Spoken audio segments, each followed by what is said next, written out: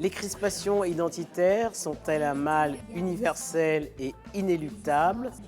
Pour les philosophes et anthropologues présents au Forum sur les droits de l'homme, tenu en marge du festival Guenawa à Essaouira, ce que nous sommes est le résultat des histoires qui nous forgent et nous ont forgés.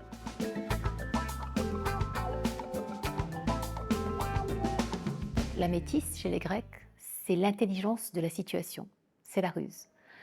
Alors, est-ce que la ruse est... est-ce que jouer avec les appartenances... D'abord, je ne crois pas qu'on joue avec les appartenances. Je pense que nous avons en nous, et c'est une réalité de toute l'humanité, c'est l'anthropologue qui vous parle, des appartenances multiples, conscientes et inconscientes. Que ce soit des appartenances culturelles, mais aussi des appartenances de classe, des appartenances de genre. Et donc, nous ne sommes pas des êtres faits d'une pièce. Hein. Montaigne revendiquait cette multiplicité. Il disait « le monde n'est qu'une branloire pérenne hein, et donc tout bouge en permanence ». Bien sûr qu'il y a la pérennité, mais il y a aussi le mouvement, toujours. Et nous sommes en mouvement. En fait, la question de l'identité peut être abordée de plusieurs points de vue. Il y a un point de vue purement logique, il y a un point de vue qui est plus philosophique, et puis il y a toutes les variations qu'on peut ramener à la fois à l'anthropologie et au sociologique. Donc je pense que chaque fois, il faut voir, il faut paramétrer pour voir de quoi on parle.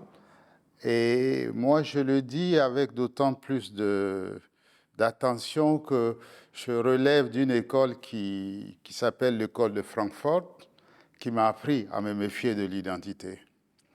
Et les assignations à identité sont monnaie courante. Je pourrais multiplier les exemples.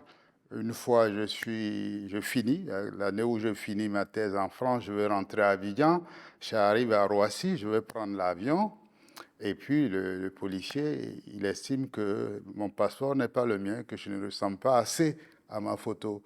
Est-ce que c'est à chacun de nous de ressembler à sa photo, étant entendu que la photo est datée, mais pour cette raison, j'ai raté le vol. Donc, il y a des exemples comme ça qu'on peut multiplier. Et l'autre chose qui me paraît également importante, c'est la question de la caractérisation extrinsèque. Je cite souvent l'exemple de Manu Dibango, qui est vraiment un de ceux auprès de qui j'ai beaucoup appris, vraiment l'histoire de la musique. Et je dis souvent que quand il se lève le matin, il prend son saxo ou sa clarinette, il dit « je vais faire de la musique ». Il ne dit pas « je vais faire de la musique africaine ». Mais le résultat, c'est que le japonais ou le tchèque qui entend cette musique va dire « c'est de la musique africaine ». Donc, on n'échappe pas si facilement à son identité. Maintenant, je pense que le rôle de chacun, c'est d'essayer d'élargir les espaces de nos appartenances, d'essayer de les arranger, de les habiter, un peu comme on améliore son quotidien. Et à partir de ce moment-là, on peut l'assumer jusqu'à un certain point. Et puis, il y a des moments, comme la négritude l'a fait historiquement, il y a des moments où, pour refuser d'être appelé tout le temps nègre, on dit « je suis nègre » et voilà.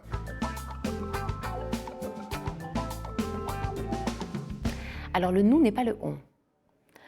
Parce que le « on », ben, c'est un pronom indéfini. Hein, et donc, le « on », en réalité, il a souvent vocation à universaliser, c'est-à-dire finalement à se désenclaver, à se désancrer du « nous ». Mais de très grands penseurs utilisent le « nous » pour penser l'universel. C'est-à-dire qu'au fond, le « nous », ça renvoie à une communauté de destin, souvent. Alors ça peut être un ancrage territorial, culturel, identitaire au sens le plus, pas le plus fermé, mais disons, oui, de la plus grande proximité, hein, le nous familial, le nous social. Et le nous, c'est aussi le nous comme humanité, c'est-à-dire grande communauté humaine. Et le nous comme grande communauté vivante, qui en fait est plus fort que l'humain, et dont nous envisageons la puissance aujourd'hui. Nous sommes vivants dans le vivant. Alors, le nous, c'est un partage parce que chacun se pose vis-à-vis de son vis-à-vis Et cette position peut être conflictuelle, mais elle peut également être fusionnelle. Donc, dans la vie des sujets, tout comme dans la vie des groupes et des nations, il y a des moments de fusion partagés qu'on construit. Aujourd'hui, les grosses bouffées d'émotions, on les ressent autour des sports de masse comme le foot ou même autour de la musique. Et je pense que c'est vraiment une négociation. Il n'y a pas d'équation que je pourrais considérer comme toujours vraie par rapport à cette problématique. Le plus important pour moi me semble l'importance de l'innovation.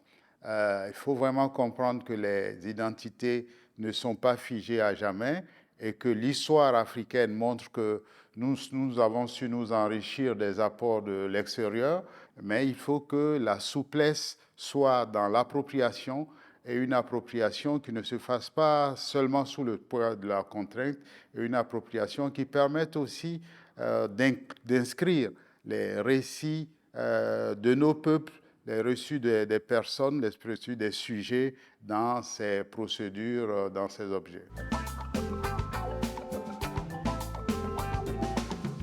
Je pense que le sport, il est porteur de valeur dans la mesure où, pour gagner, il faut travailler en équipe, donc travailler ensemble, et il faut obéir à des règles communes, hein, acceptées de manière assez démocratique, et il faut avoir ensemble le désir de réussir ensemble. C'est très important. Donc en fait, aujourd'hui, le sport, il permet de faire paradoxalement émerger des individus qui n'auraient pas émergé ailleurs dans les sociétés d'où ils émergent, qui sont souvent issus de populations qui sont discriminées, qui sont ghettoisées. Ils émergent, ils sont porteurs de valeurs et ils deviennent des figures fédératrices. Ça, c'est la grande puissance du sport. Et comme bien sûr, le sport aujourd'hui, enfin, je pense au foot, hein, bien sûr, mais au basket aussi, ce sont quand même c'est une réalité mondialisée. Ça permet effectivement à toute une partie de la jeunesse des Suds du monde, en fait ce qu'on appelle les Suds du monde, de s'identifier et de penser que la réussite est possible dans un modèle qui, en réalité, ne les autorise pas à réussir. Et puis, l'art, alors moi je pense que l'art, bon, là aussi il y a un marché, mais c'est plus directement l'expression d'individus ancrés dans un terroir, dans une réalité vécue et incarnée.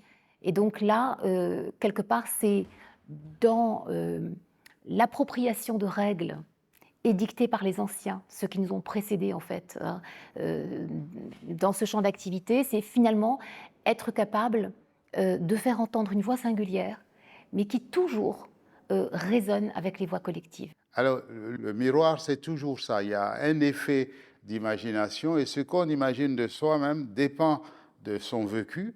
Et c'est pour cela que moi, je suis heureux que des festivals comme Gnawa existent parce que pour moi, l'une des forces porteuses de toute cette dynamique-là, des festivals, de l'art, c'est que ça aide chacun à construire ce que j'appelle l'estime de soi.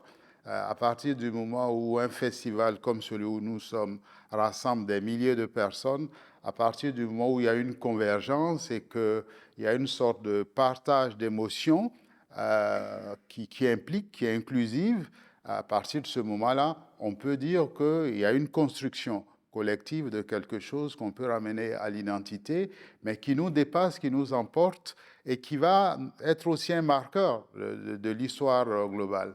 C'est pour cela que ce type d'événement est important, parce que c'est important dans le moment, mais c'est important aussi dans les moments de la construction de ce qu'on peut appeler l'histoire nationale.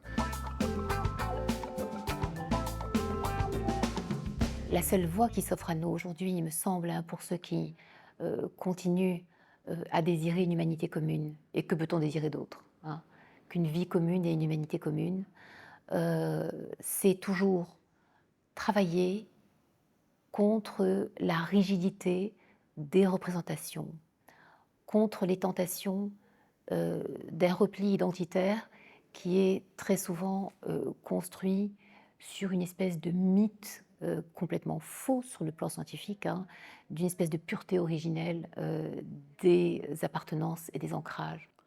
Alors, moi, je pense que la première des choses, c'est que il faut se dire que ces replis relèvent de plusieurs registres. C'est au-delà des replis, il y a des crispations. On ne peut pas oublier ce qui se passe au Congo, où on sait que des femmes sont brisées. On donne le chiffre de 500 000. On note que la communauté internationale est capable de donner un prix Nobel aux docteurs qui s'en occupent, mais les moyens que l'ONU met en place, l'armée, je pense que c'est 26 000 hommes d'un côté, 21 000 hommes de l'autre. On n'arrive pas à contrer 6 000 rebelles. Donc quand on est devant ce genre de situation, on devient modeste. Et c'est pour cela que pour moi, l'une des solutions, ça serait de donner une crédibilité, une force d'intervention réelle à toutes les instances, à toutes les institutions qui sont en charge de préserver et de gérer les conflits vraiment très rapidement.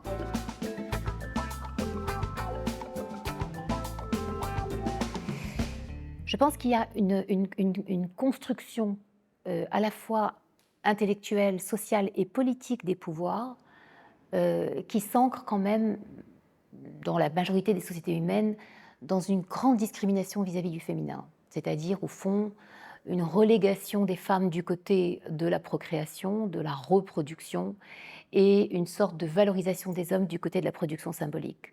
Et je crois que aujourd'hui, il y a quelque chose de très puissant qui, en fait, s'est mis en marche depuis probablement 2 siècles moins, hein, en tout cas en Occident, et c'est cette idée que la procréation et la création sont puissamment liées, et que, au fond, les femmes sont capables, parce qu'elles sont les mères de l'humanité, elles sont capables de penser puissamment la survie de l'espèce. Elles sont capables d'organiser les conditions de la réparation des mondes vivants et les conditions de la continuité, en fait, de la présence de l'humanité sur cette terre. Et je suis convaincue, mais convaincue, hein, vous vous rappelez de Malraux qui disait « le XXe siècle sera féminin ou ne sera pas ».